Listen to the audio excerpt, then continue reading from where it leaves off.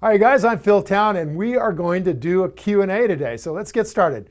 We have a group of questions that we want to get rolling on that are kind of similar to each other, so we can get into a little bit of a theme here. Herbert from Facebook asks, how to recognize whether a CEO is being overcompensated or compensation is conflicting with shareholder interests. He would also like more details on Rule 1 put options. Back in 1980, the CEOs were averaging about 44 times the amount of money that their average employee was making. So let's say the average employee was making $50,000, that would put the CEO at around $2 million, right? So, okay, that's a pretty big gap, but still, theoretically, these guys are responsible for running the whole company. And we think it's very important that we have a great CEO, and that's why management is one of the 3 M's that we look at to determine if a company is wonderful. So the CEO is very, very important.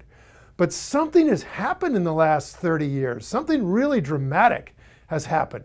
That is, the CEOs of public companies realized that they could have a consultant come and basically tell the board of directors what the CEO pay should be. And this consultant would go out and look at companies that are similar to the company that this CEO is running to determine what the price should be for the CEO's pay. Well, you can imagine how this has worked out, right? So you have one consultant goes out and he looks at all the companies that are similar to your company and comes back in and says, oh, the CEOs here are making $2 million. But your company is slightly larger and you are a slightly better CEO. So you really should be paid $2.5 million. It's only a little step above, but you're worth it. And so the consultant gets a big attaboy pat on the shoulder and the board goes, sure, 2.5 million.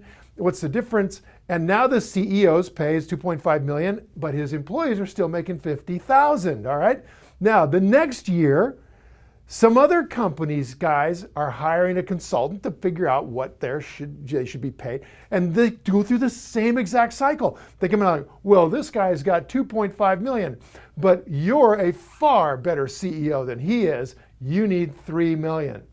And that little game has been perpetrated out on shareholders, employees, all the other stakeholders as these CEOs just ratcheted it up one step after another until today, get this, CEOs are making 500 times what their average employee makes. So the employees are still making 50,000. Actually, they're now making about 45,000.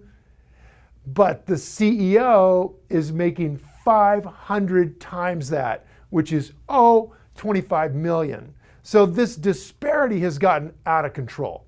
And I don't know exactly how we're going to dial it back other than to be good Rule 1 investors and insist that your CEO have integrity and put the stakeholders of the company ahead of himself. And we're just going to keep pounding that drum until they do it. So how do you actually know if the CEO is getting massively overpaid? Very, very dicey, okay? But here's how I would look at it.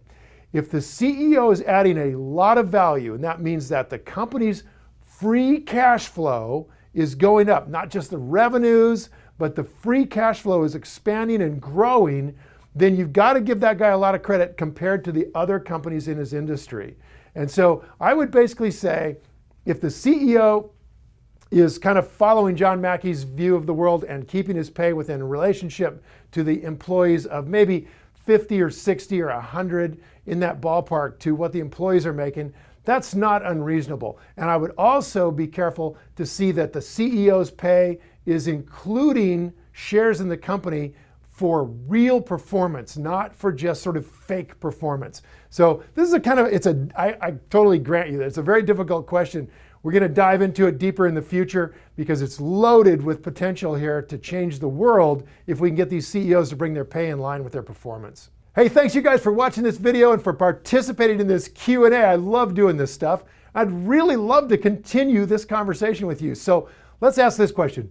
What's the single biggest insight that you're getting from this video? And more importantly, what can you do? What kind of actionable step can you execute now from what you've just learned? Let me just give you a hint. Take a look at how the CEO pay is structured.